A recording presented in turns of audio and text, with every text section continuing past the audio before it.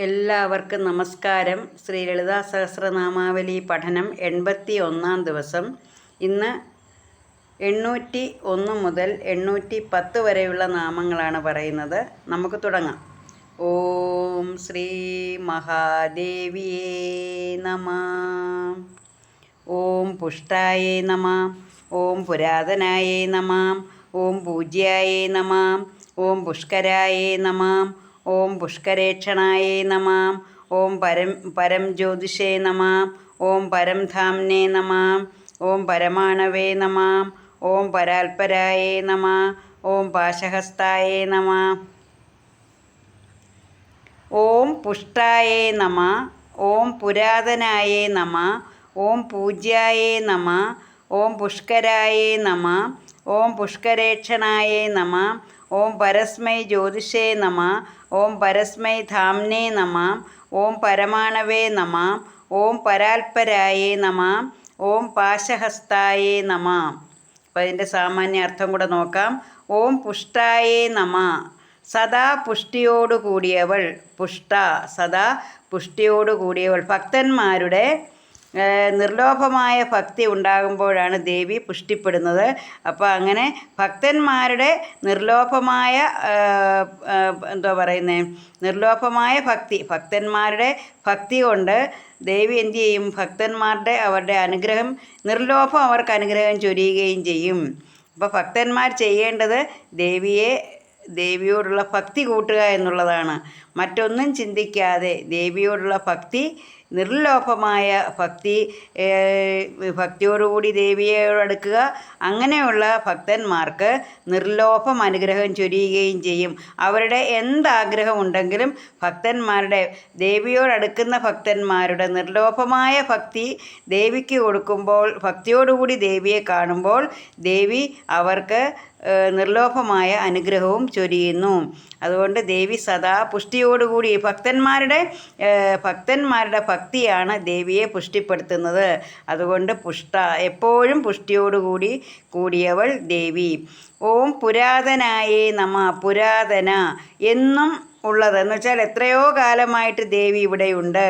അങ്ങനെ എത്രയോ കാലമായിട്ടുള്ളതാണ്. അതുകൊണ്ടാണ് പുരാതന. ഓം പൂജ്യായേ നമഃ. എല്ലാവരാലും പൂജിക്കപ്പെടുന്നവളാണ് ദേവി. അതുകൊണ്ട് പൂജ്യ. ഓം പുഷ്കരായേ നമഃ. പുഷ്കര, പരിപൂർണയായവൾ, പോഷണത്തെ നൽകുന്നവൾ. അപ്പോൾ എന്താണ്? ദേവി പരിപൂർണയാണ്. ദേവി എല്ലാവർക്കും പോഷണത്തെ നൽകുന്നവളാണ്, വളർത്തുന്നവളാണ്. അല്ലെങ്കിൽ താമരപ്പൂ പോലെ മൃദുലമായവളാണ് ദേവി. പുഷ്കര എന്ന് വെച്ചാൽ താമര എന്നാണ്. അപ്പോൾ പുഷ്കരായേ നമഃ, പരിപൂർണയായവൾ, മറ്റുള്ള ഭക്തന്മാർക്ക് പോഷണത്തെ നൽകുന്നവളാണ് ദേവി. അടുത്തത് ഓം പുഷ്കരേക്ഷണായേ നമഃ. താമരദളം പോലെയുള്ള കണ്ണോടു കൂടിയവൾ. താമരദളം പോലെയുള്ള കണ്ണോടു കൂടിയവളാണ് ദേവി. അതുകൊണ്ട് പുഷ്കരേക്ഷണ.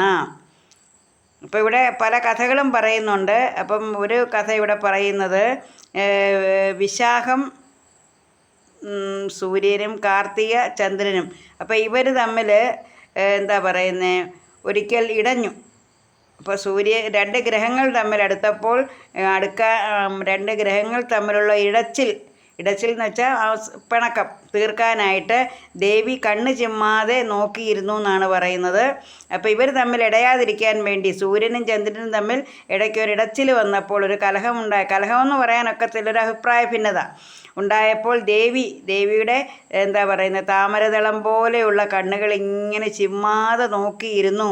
അതുകൊണ്ടും പുഷ്കരേക്ഷണ എന്ന് പേര് വന്നു എന്നാണ് കഥ പറയുന്നത്.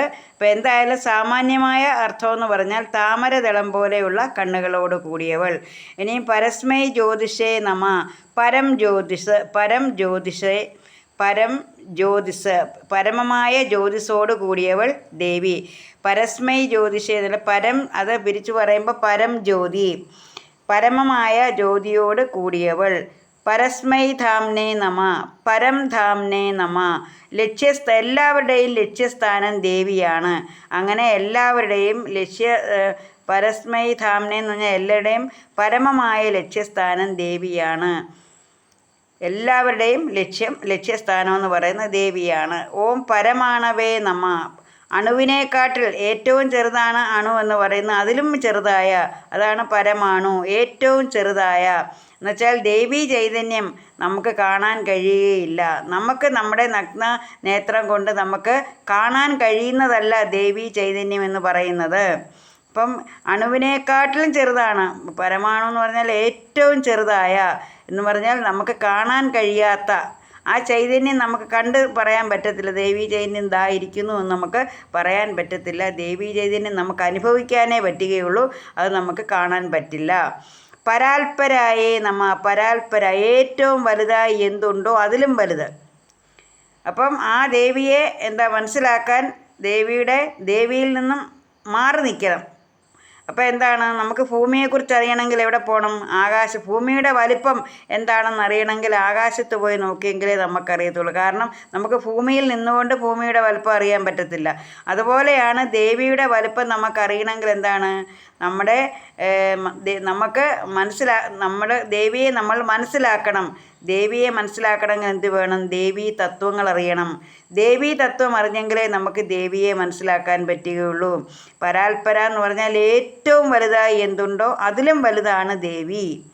അപ്പോൾ ദേവിയുടെ വലിപ്പം മനസ്സിലാകണമെങ്കിൽ നമുക്ക് ദേവീ തത്വങ്ങളെല്ലാം മനസ്സിലാകണം. സാധാരണ രീതിയിൽ നമുക്ക് ദേവിയെ മനസ്സിലാക്കാൻ പറ്റുകയില്ല. ദേവിയുടെ തത്വങ്ങളെല്ലാം നമുക്ക് ഉചിതമായിട്ട് മനസ്സിലാക്കിയെങ്കിൽ മാത്രമേ നമുക്ക് ദേവിയെക്കുറിച്ച് അറിയാൻ പറ്റുകയുള്ളൂ.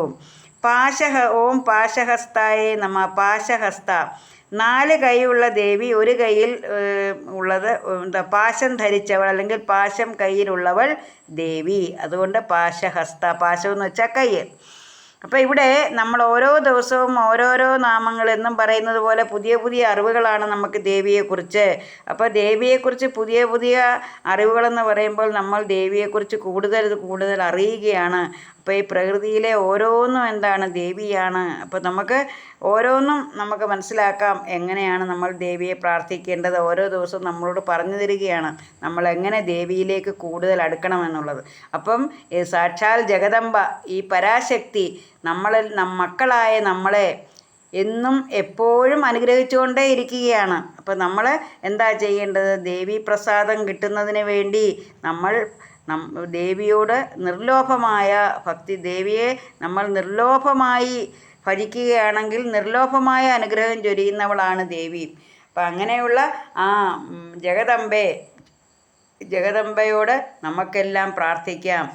ശ്രീ ലളിതാ പരമേശ്വരി എല്ലാവരെയും അനുഗ്രഹിക്കട്ടെ എന്ന് പ്രാർത്ഥിച്ചുകൊണ്ട് നിർത്തുന്നു. നന്ദി, നമസ്കാരം.